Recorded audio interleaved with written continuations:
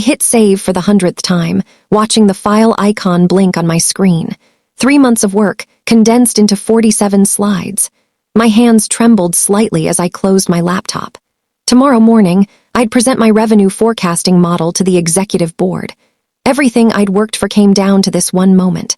The office was dark and silent around me.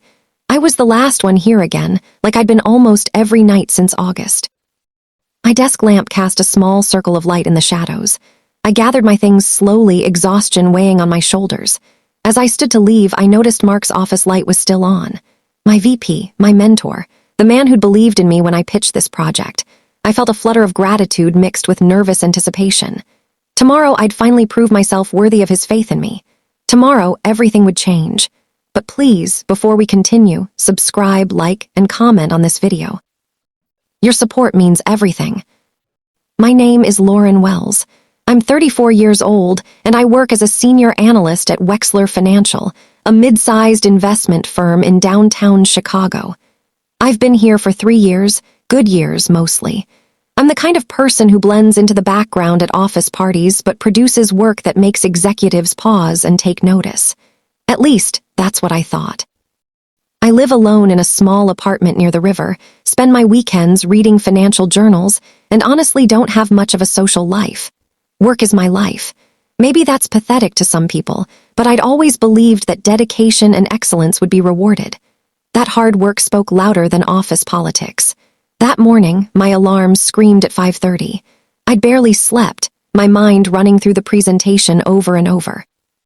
I showered quickly, chose my best navy suit, the one I'd been saving. Professional, confident, ready. I made coffee with shaking hands, reviewing my notes one final time at the kitchen table. The data was perfect. I'd checked every formula, verified every source, run the models dozens of times.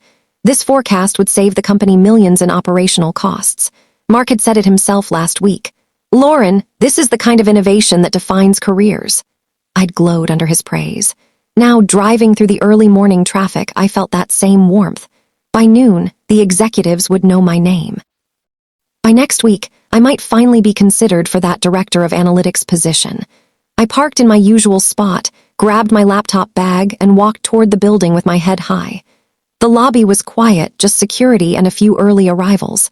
I rode the elevator to the 10th floor where the executive conference room waited. This was it. My moment. Everything I'd sacrificed, every late night, every missed dinner with friends, it all led here.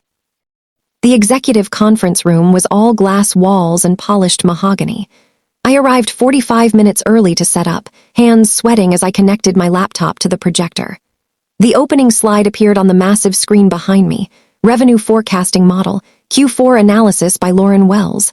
My name in bold letters. Pride swelled in my chest. I ran through the presentation twice, timing myself, adjusting transitions. Perfect. Everything was perfect. At 8:15, Mark arrived, coffee in hand, that easy smile on his face. "Big day, Lauren, you ready for this?" I nodded, trying to match his calm confidence. "I think so." He set his coffee down, gesturing toward my laptop. "Mind if I double-check one last number? I want to make sure the quarterly comparison is exactly right for the CEO." I stepped aside immediately. "Of course." He was just being thorough, making sure I succeeded. That's what good mentors did. Mark's fingers moved quickly across my keyboard, clicking through folders. I stood beside him, watching the screen. "Which number?" I asked. He squinted at the display. "The Q3 projection variance, I thought we'd agreed on 0.7%. I leaned in to look. "It is 0.7, see right there in cell D42. He nodded slowly, clicking a few more times. "You're right, my mistake." He straightened up, checking his watch. "Bathroom's calling. You've got this, Lauren. Knock them dead." He left the room, and I turned back to my setup, adjusting the laser pointer, organizing my notes. Everything felt surreal, like I was watching myself from outside my body. In 20 minutes, executives would fill these chairs. In 30 minutes, I'd begin speaking. My career trajectory would shift today. I could feel it. I opened my laptop to review the opening slide one more time. That's when my stomach dropped through the floor. The file path showed empty. I stared at the screen, confusion turning to panic. I clicked frantically, opening folders, searching for my presentation. Gone. Every file, every backup I'd saved on my laptop deleted. My pulse hammered in my ears as I checked the shared drive. Empty folders. I checked my email attachments. The links were broken. How was this possible? I'd saved everything, backed up everything. Had I been hacked? Was this some kind of virus? Behind me, I heard voices. The executives were arriving. I spun around, laptop still open, mind racing. I needed to fix this. I needed my files, but they were gone, completely, impossibly gone. Mark returned, saw my face, and frowned. "Lauren, what's wrong?" My voice came out strangled. "My presentation, all the files, they're deleted." His eyes widened in concern that looked so genuine, so believable. "What? How?" I didn't know yet, but I was about to find out. 3 months earlier, I'd been excited when Mark called me into his office. "Lauren, I've got a project for you. Big one."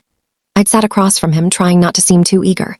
Mark Henley was my VP, 15 years my senior, with perfectly graying hair and an office twice the size of anyone else's. He'd always been kind to me, encouraging even. He leaned back in his chair, fingers steepled. "Revenue forecasting optimization.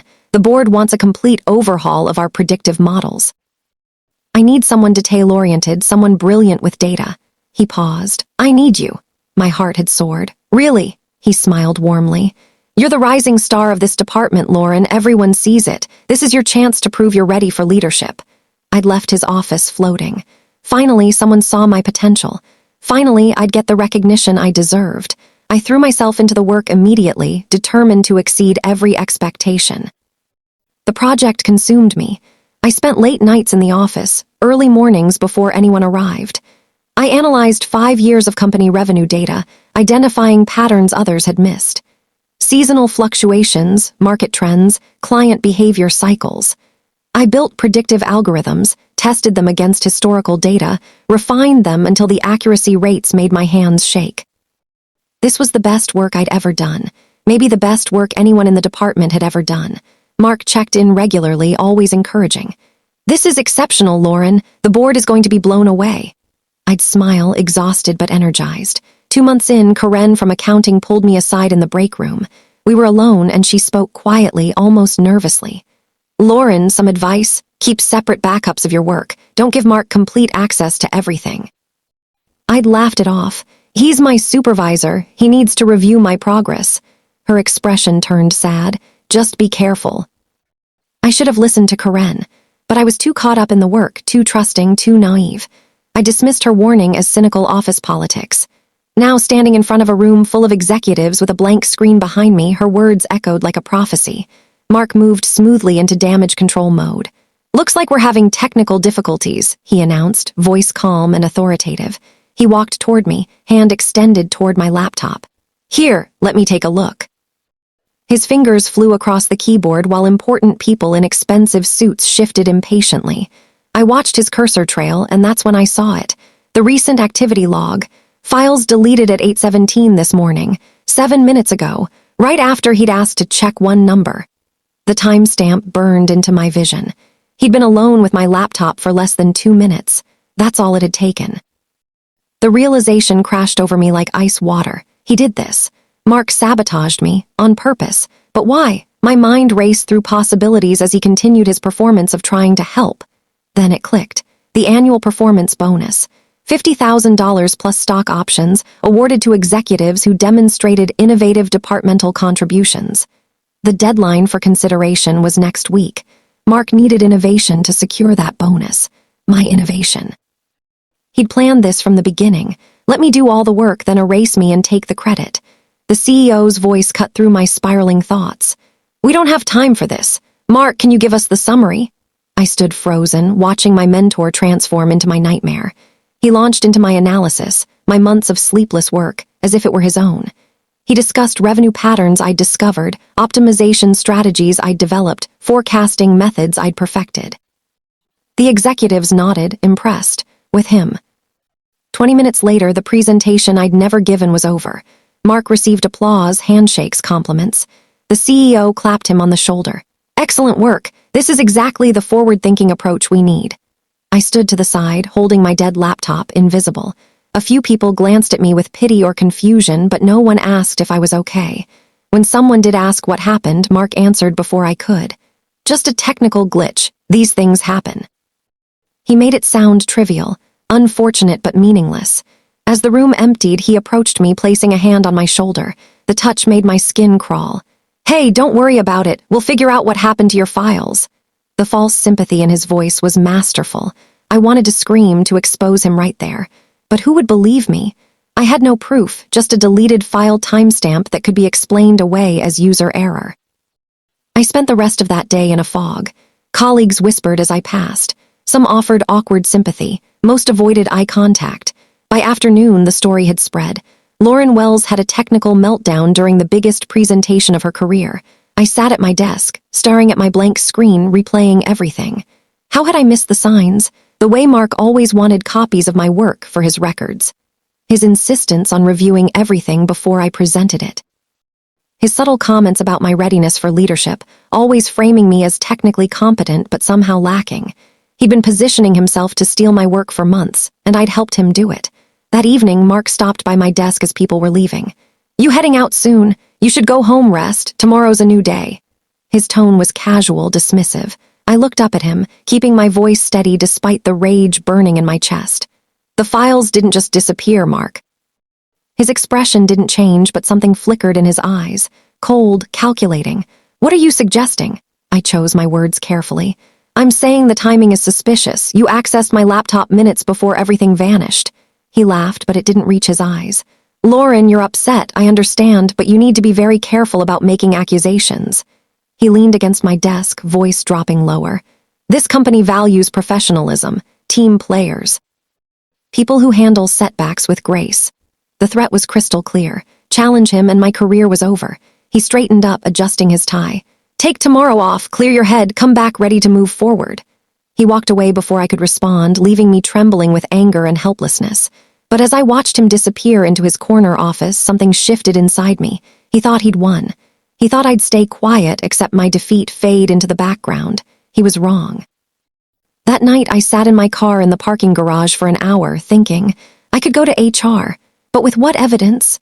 Deleted files and a suspicious timeline weren't proof of sabotage. Mark could claim I'd made a mistake, forgotten to save properly, panicked and blamed him. My word against his, and he was the VP. I could quit, walk away, find a new job, try to rebuild. But the thought of him winning, of him using my work to advance his career while I slunk away in defeat, it made me physically ill. No, I wasn't running, I was fighting, but not the way he'd expect, not with confrontation or accusations. I'd fight the way I knew best, with data, documentation, and patience. I started my car and drove home, mind already working through a plan. Mark had made one critical mistake. He'd underestimated me, and that mistake was going to cost him everything. When I got home, I opened my personal laptop with shaking hands. Months ago, when I started the project, I'd created an encrypted backup drive. Call it paranoia, call it caution. I'd saved every version of my work there, completely separate from company systems. Every file was intact, pristine, time-stamped. Relief flooded through me so intensely I almost cried. But I didn't send anything to HR. Not yet. Instead, I logged into something else, the company's audit server. 2 weeks before my presentation, it had implemented a new compliance system, automatic backup and logging of all financial files to prevent data loss and maintain regulatory standards. I'd set up my project folders there from day one because the data involved sensitive forecasts. Every version. Every edit, every deletion was logged with timestamps and user credentials. I pulled up the logs now, hands trembling. There it was. My files, created and modified over 3 months. Mark's access to my laptop the morning of the presentation. The deletion of my files at 8:17 a.m., executed under his credentials. The evidence was perfect, irrefutable, digital fingerprints that couldn't be explained away. I could send this to HR right now and destroy him. My finger hovered over the forward button. Then I stopped. Exposing him now would feel satisfying, but it wouldn't be enough. He'd built plausible deniability into everything. He could claim technical error, accident, that he was trying to help and somehow triggered a deletion. He might get a reprimand, maybe a temporary suspension. But he wouldn't truly fall. No, I needed him to go further. I needed him to commit so deeply to his theft that when the truth came out, there'd be no escape. I needed him to hang himself with the rope I'd quietly provide. So I saved the evidence, encrypted it, backed it up in 3 separate locations. Then I closed my laptop and went to bed. Tomorrow, I'd begin playing a different role. The role of defeated employee. Compliant. Broken. Forgettable. It was going to be the performance of my life. The next 2 weeks were excruciating. Mark presented a revised analysis to the board, my work repackaged under his leadership. He distributed a report to all senior executives, praising the team's efforts, while highlighting his own strategic vision. My name appeared once, buried in the acknowledgments alongside the intern. Colleagues congratulated him in hallways. The CEO mentioned the excellent work in the company newsletter, Mark's photo beaming beside the text. I watched it happen, saying nothing. I made myself small. When Mark gave me data entry tasks, I completed them without complaint. When he asked me to compile reports for his meetings, I did so efficiently. I stopped asking questions in department meetings. I arrived exactly on time, left exactly on time. No more late nights proving my dedication. Mark loved it. "Good to see you're taking this well," he said one morning, passing my desk. "Professional attitude, that's what matters." I smiled faintly, eyes down. Inside, I was building something he couldn't see. 2 weeks after the sabotage, Mark called me into his office. He sat behind his large desk, fingers steepled, expression carefully sympathetic. "Lauren, I want to talk about your career trajectory." My stomach tightened, but I kept my face neutral. "I know the presentation situation was difficult, but I'm concerned about your readiness for high-pressure projects." He paused, letting that sink in. "I'm recommending you step back from client-facing work. Focus on quality control, data verification, supporting the team from behind the scenes." The words landed like physical blows. "You're demoting me." He shook his head slowly. "I'm protecting you, giving you time to rebuild confidence." The lie was so smooth, so practiced. He was punishing me for failing at something he'd engineered, burying me in grunt work while he rode my innovation to promotion. I stood up carefully, keeping my voice level. "I understand." His smile widened. "I knew you'd be professional about this." As I left his office, I caught my reflection in his window. I looked defeated. Perfect. I began making subtle changes to the data sets Mark was using for his ongoing reports. Nothing obvious. Just tiny inconsistencies in the raw files he accessed from shared folders. A decimal point shifted in one dataset. A date range slightly misaligned in another. Formula references pointing to cells I'd quietly altered. Every change was small enough to pass casual review but significant enough to fail detailed audits. The kind of scrutiny that came during quarterly compliance checks. And every change was logged under his credentials because he was accessing the files I'd deliberately left for him to supervise. He never noticed. He trusted the data because he believed he'd stolen something complete, something finished. He didn't realize I'd built in failsafes, hidden tripwires that would only trigger under the right examination. I was playing chess while he thought we were playing checkers. Each day, I added another subtle flaw to his perfect theft. Each day, the trap grew tighter. Mark's confidence swelled. He was invited to speak at an industry conference about innovative forecasting methodologies. His photo appeared in the company's annual report under Leadership Excellence. Rumors circulated that he was being considered for vice president of strategic planning. During department meetings, he'd make jokes at my expense. "Remember to always back up your work, everyone. Technical failures can be devastating." Colleagues would laugh awkwardly. I'd smile slightly, playing my part. Karen, the accountant who'd warned me, would catch my eye across rooms. Her expression always asked the same question. "Are you okay?" I'd give her tiny nods. "I'm fine, I'm handling this." Some days the humiliation crushed me. Watching him succeed with my work while I filed expense reports felt like dying slowly. Those nights I'd open my encrypted files, review the audit logs, remind myself, patience. The long game always wins. Justice doesn't sprint. It waits. On a Monday morning in early November, an email appeared from corporate compliance. Subject: Quarterly Financial Data Audit, scheduled December 29. My heart jumped so hard I thought people could hear it. This was it. The quarterly audit reviewed all financial models and forecasts for accuracy and regulatory compliance. Every formula, every data source, every calculation would be checked against original files and cross-referenced for consistency. Mark's reaction was immediate and visible. He slammed his laptop shut, groaning loudly enough for the whole office to hear.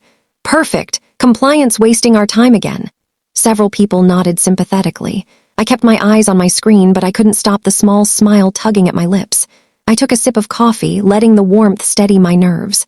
"Maybe it'll be good for transparency," I said quietly, not looking up. Mark scoffed. "It's bureaucratic nonsense." but I'd seen something in his eyes, just for a second. Worry.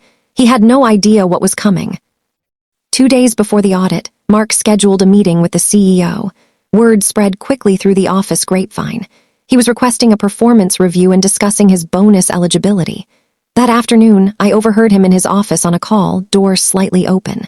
The forecasting model has been flawless. 97% accuracy rate across all predictions. I'm confident the audit will validate our methodology. His voice was pure confidence. Pride. He truly believed he'd gotten away with it. That evening, I stayed late. Not to alter anything, that was done, but to restore my original files to the audit server with full access permissions. Every version, every timestamp, every piece of evidence perfectly preserved. The compliance team would see 2 versions, Mark's corrupted files with his credentials all over them, and my originals clean and accurate. The contrast would be impossible to ignore. I logged out, grabbed my bag, and headed home. Wednesday morning, the audit would begin. By Wednesday afternoon, everything would change. The compliance team arrived at 8 a.m. sharp, 3 auditors with laptops and serious expressions. They set up in a conference room and the office buzzed with nervous energy. Audits made everyone uncomfortable. Mark was called in first at 9:30. He walked in confidently, shoulders back, easy smile in place. I watched from my desk, heart pounding. 15 minutes passed, 30, an hour. Then I heard it, raised voices through the conference room walls, not yelling but intense. Stressed. Papers rustling frantically. At 11:15, the door opened. Mark walked out and his face was pale, completely drained of color. His easy confidence had vanished, replaced by something I'd never seen before, fear. He walked past my desk without looking at anyone, heading straight to his office. He closed the door. I heard him on the phone immediately, voice low and urgent. Around me, colleagues whispered. What happened? Something went wrong. Compliance found something. I kept my eyes on my screen, fingers trembling slightly on my keyboard. It was working. At 2 p.m., I was called to the conference room. The lead auditor, a woman named Patricia, gestured for me to sit. My heart hammered, but I kept my expression calm. Ms. Wells, we're reviewing the revenue forecasting project. Your name appears as the original file creator, but the current versions show extensive modifications under Mark Henley's credentials. I nodded slowly. Yes, I developed the model from August through October. Mark supervised the work. Patricia pulled up screens on her laptop, turning it so I could see. These are the original files from the audit server, your versions time-stamped and logged. She pulled up another window. These are the current files Mark has been using. They contain errors, small but significant discrepancies that wouldn't pass regulatory standards. She looked at me carefully. Did you create these discrepancies? I met her eyes. No, my original work was accurate. I don't have access to the files Mark has been using for his reports. Which was technically true. Patricia nodded slowly. The deletion log shows your presentation files were removed from multiple locations on October 15th at 8:17 a.m. from your laptop, using Mark Henley's credentials. The investigation moved swiftly after that. By Friday, the entire office knew. Mark Henley was suspended pending full review. His bonus was frozen. His promotion consideration was withdrawn. HR began exit negotiations, corporate speak for we're firing you but letting you resign. I watched him pack his desk the following Monday. He avoided everyone's eyes, face tight with humiliation and anger. When he passed my desk, he stopped. For a moment, I thought he'd say something. Apologize. Rage. Anything, but he just stared at me and I stared back. Calm, steady, unbroken, he left without a word. 2 weeks later, I was called into the CEO's office. I sat across from him, hands folded, waiting. Lauren, we've reviewed your original work. It's exceptional. The audit confirmed every projection, every methodology. He paused. We'd like you to lead the analytics department, director position, effective immediately. The title Mark had told me I wasn't ready for was now mine. I exhaled slowly. Thank you. Today I sit in my new office, the one that used to be Mark's. Same view of the city, same mahogany desk, but everything feels different. I heard through the industry grapevine that Mark tried to sue the company, claiming wrongful termination. The audit logs crushed his case. Turns out the system he'd used to erase me had remembered everything. Perfect digital memory, impossible to argue with. Sometimes, late at night when I'm working, I think about that morning when my presentation disappeared. How small I felt, how powerless, how close I came to giving up. But I didn't. I played the long game. I documented everything. I let him think he'd won while I built my case brick by brick. Now his nameplate is gone from this door. Mine gleams in its place. I run my fingers across the gold letters. Lauren Wells, Director of Analytics. Mark taught me something valuable, though he never meant to. He taught me that the quietest person in the room might be the most dangerous, because sometimes the one you underestimate is already rewriting your ending.